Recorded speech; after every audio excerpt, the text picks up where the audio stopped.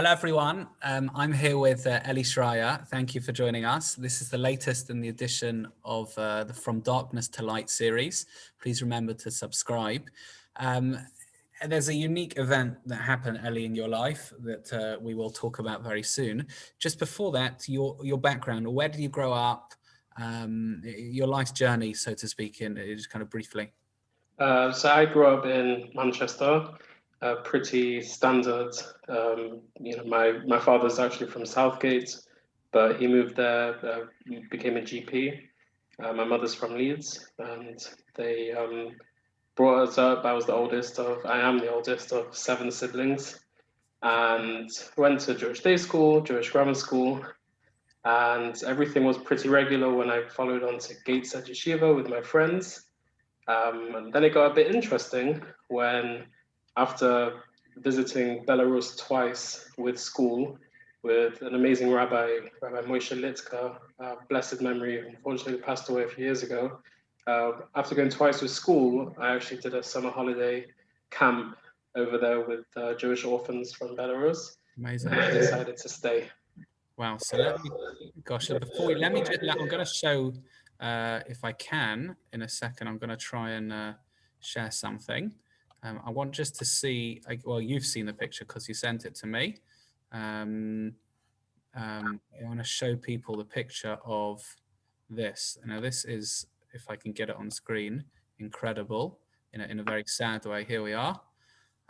Talk us through that and the background to it. So after having been there for around 2 years, and working with the unbelievable tzaddik, Rabbi Moshe Fima, you might have heard of, an unbelievable Mancunian, also went to Jewish grammar school, who opened boys and girls orphanage in Pinsk in Belarus. After having been with him, helping and studying for 2 years, we were doing a Shabbaton program, and we elected one week to travel to a Jewish village called Orsha, which is near Vitebsk. And late Thursday night, this is the 12th of September 2008, our car was smashed into by a drunk driver in a different car. And as you can see, I don't know if you can see in the picture, I was sitting in the passenger seat. This picture is actually taken around 3 hours after the crash, and took them a while still to get me out of the car. Are you still in the car there? I'm still in the car there. Wow. I was, plenty of introduction talk about Belarus 12 years ago, but even today it's, a communist country, very low level of quality of life, quality of medicine, and rushed to a nearby hospital, which miraculously had just renovated their intensive care unit and operating theater. Rabbi Moshe Fima had managed to get the #1 surgical team and a surgeon over from Minsk to this little village. Wow. Life-saving surgery on site. And then my father flew over and brought me back to Manchester in a private air ambulance. I was in induced coma for 3.5 weeks. Wow. And with, very, over those 3.5 weeks, very little chance of survival. But to say full recovery with, all my body parts still working, and 12 years on, sitting here in Golders Green with the most wonderful wife and 3 amazing boys. It wasn't necessarily meant to be, but it was an extremely traumatic situation, especially for my parents, my siblings, friends in Manchester, friends in Belarus, students. But at the same time, at the end of the day, it was life-changing, life-affirming, and extremely inspirational when people saw how, the prayers worked. People saw how all these small minutiae and details along the way, everything seemed to be in the right place at the right time, which brought about a full recovery. Amazing. I was just looking at that. The picture is harrowing, completely harrowing. Awful. I mean, what was the last thing you remember? So yeah, I didn't necessarily see this as my story because even till today, my memory is, you know, in the morning getting ready to run this Shabbaton and filling a car with challah and chicken and boxes of vodka. And we were going to open the first Sunday school, you know, books to teach Aleph Beis for these, you know, Jewish kids. There were Holocaust survivors who were going to come and light Shabbos candles with us. Wow. But I remember, you know, arranging it and getting in the car, driving and falling asleep. And then I have a few flashbacks and a few crazy, crazy memories. But literally, the next thing I remembered was waking up 3.5 weeks later in Crumsall Hospital in Manchester. Oh my gosh. With my parents holding my hands. You know, the last time I'd seen them was months ago, and when I was at home. And in an in the intensive care unit in Manchester with all different wires and beeping and. Wow. Yeah, slowly they broke to me, you know, the story of what had happened, and over time I managed to piece together. So it's really a story of my father being a GP, understood everything. Rabbi Moshe Fima, who was in charge on the grounds in Belarus, I was his responsibility and having to navigate everything. My friends, the one who was driving the car, who was on scene, and then, you know, siblings, everyone else who it was pretty hopeless. I mean, a few months later, someone showed me the Facebook page they opened up for me, Tehillim for Eli Schryer, and they're literally, you know, my friends are writing, Eli opens his eyes today and he blinked, so maybe there's brain function. They didn't know, you know. Say to him, you know, I'm about to have an operation and it's between life and death, and but they saw that, you know, this prayer has its power, and it was definitely doing the right thing. So I was more of a, you know, I was asleep, but they were the ones who were worrying and praying. Gosh, wow. Did you go back? Have you been back since? Yeah, the first thing I did. So it took me 6 months in Manchester with rehab, getting my legs working, you know, from a wheelchair to crutches. The surgeon in Manchester was fantastic. Clayson, my father in the past had given him private patients. So him and my father were quite close. And when he heard that I was coming, he put me in, you know, bed number 1 in the hospital. And he had this, you know, he was so, I don't know if the word is optimistic or arrogant, but I asked him, you know, will I be able to play football? And he said, yes, you're going to. And I said, you're a miracle worker, because I could never play football. But after 6 months, we made this beautiful Sudas Haidar, where everyone, you know, lots of people who had davened, prayed, people who maybe had contributed towards the air ambulance, a family from you know, Manchester, London, that came to celebrate this beautiful, amazing, you know, show of Hakaras Hatov, thanks to God for giving me a new lease of life. And maybe one of the most amazing things was my parents allowed me to go back. And the second Shabbos back in Belarus, we went to Orsha to make this Shabbaton. Oh wow! We took the train this time. That's good. Double the amount of vodka, and that was amazing. But on the way back, I stopped off in the hospital. Oh wow! And I should have videoed it. The faces of these nurses who were keeping me alive, you know, literally with their bare hands. When they saw me walk in, they were shocked.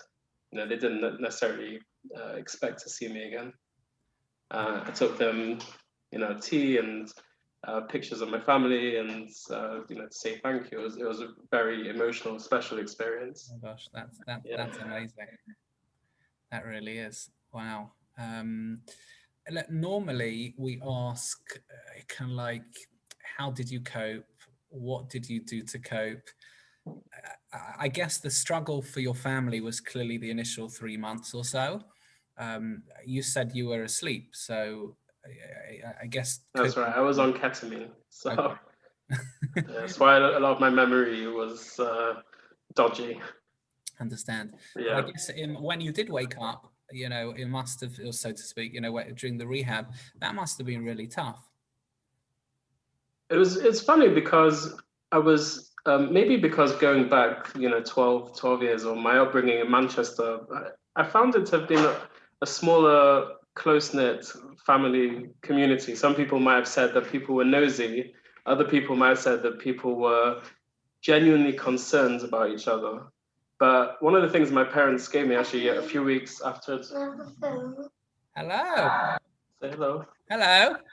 This is Zevi. It was his birthday yesterday, 6 years old. Happy birthday. And Netflix babysitter. So, close the door behind Zoe. So, yeah, one of the things that I still have is they gave me this bag, and there's about 150 get well soon cards. Oh, wow. From, neighbors, family, friends, people were genuinely concerned. My name had gone out, Elioy Yaakov Ben Esther Bracha in text messages. I think it was before WhatsApp. People were davening, the Machsike Hadas, the shul was, packed on a Thursday night. Everyone had come because there was genuine concern. So once I'd woken up and people were visiting me and bringing me food and toys and I don't know what, I felt I was surrounded by positivity, and that really, really helped. I wasn't complaining. I didn't have too much time to think about anything because I was constantly being called and visited by people who were genuinely concerned about how I was doing. So that really helped me. Right. Wow. Right. Yeah, I get the environment is a massive help. It really, really is. Wow. Okay. And I guess probably heading towards the last couple of minutes or so, but advice to other people who are struggling, people who are going through things they don't expect, or I guess something that your family told you at the time, or both really. How did they get through it, and what wisdom do you think you could offer others? I don't know about me being able to offer any wisdom. Remember, after that, I've been married now for over 8 years, which is the biggest miracle. So I don't have much wisdom to share, but maybe just a point that I found that just permeated the whole environment, the experience of it was my parents especially, but everyone around me, my parents especially, are real true believers in God and the higher power and how he'd positioned everything. And they really saw in the mundane and in the spectacular, they really saw how he was orchestrating everything. And I even wrote a pamphlet about it because there's so many details that just juxtaposed, just put together, shouldn't have been there and were. One of the most amazing parts of it was, just for example, how the surgeon at the in the hospital, the first emergency operation I had was they realized I was internal bleeding, so they'd opened me up and they'd found a hole in my liver and a lot of bleeding, and half of my intestines really had to be removed. So they were on the phone to my father, who was on the phone to a specialist in Wythenshawe Hospital, and they decided in Belarus, this third world communist country, they decided what they're going to do is basically just cut out anything that's not necessary, hoover it up, and just sew it all back together again. And he spoke to this, specialist who said, yeah, they used to do that in the UK and it never works. Suicide operators just don't do it. And at the same time, Rabbi Moshe Fima is, officially on the Shlichut. Officially, he's working in Belarus on behalf of the Staliner Rebbe, this Hasidic Rebbe in Givat Zev, outside of Jerusalem. And on the phone to him, and the Rebbe hears this procedure that they're planning to do, and he says, yeah, I give it my bracha, my blessing, they should do it, it's going to be okay. My father has this choice between the specialist, the head doctor, versus the Rebbe. And he said, the Rebbe gave his bracha, we have to do it the way, the Rebbe's blessed it, it's okay, and they did it. Wow. And I can tell you, even now, a few months ago, I was here in the hospital, and they have checkups, and they're still baffled by how everything seems to work. Doesn't make sense. Wow. But I was surrounded by this, Hashem, that that people were davening. Kids who just come from summer camp started school in Pinsk. They were starting to learn Aleph base, 14, 15, 16-year-olds just had brism. It's one of the things that was amazing to see, these adults who didn't have the opportunity to have a circumcision when they were, 8 days old. And they were told that if they sit down in the synagogue and they just read Aleph base or whatever they can do, God will listen to them. And they wanted me to come back. They called me Winnie the Pooh. That was my nickname. And it seemed to work. There was someone listening, and there was someone sort of guiding, orchestrating it. So being surrounded by positivity and belief and that type of attitude, I found very helpful at the time. Incredible. Eli, so nice to talk to you. Wishing you continued health, and happy birthday again to your son. And all good things, please God. Good news, good health, and a lot of hatzlacha. Thank you very much. Well done for all the things you do, and beyond. We didn't even have time to discuss that, but the stuff. I know you're still working with things in Belarus, right? I take groups there, and I'm in touch with them, with the family, and we're actually doing a big charity campaign next week, which would be really helpful. There are no local millionaires in Pinsk, Belarus, so they rely totally on Jewish charity from around the world. And the work that they're doing there is unbelievable. I've been going to chasanas, to weddings of kids that went through the system, are now in universities in New York, or building lives in all over the world, from literally villages in that country. Amazing. It's all with Moshe Fima. Amazing. That's very important. Thanks so much for sharing that. Amazing. We look forward to hearing great things. Thank you so much, Ali. Appreciate it. Thank you. Bye, bench. Yeah, bye.